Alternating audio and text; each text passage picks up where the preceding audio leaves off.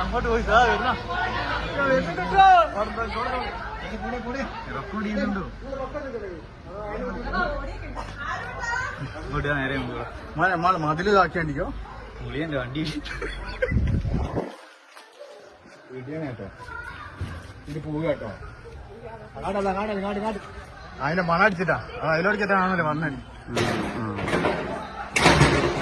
ഇത്രയുള്ളൂ മതില്.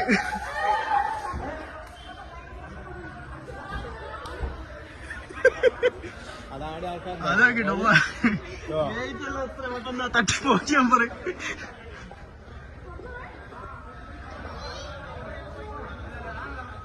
റെഡി വെച്ചി.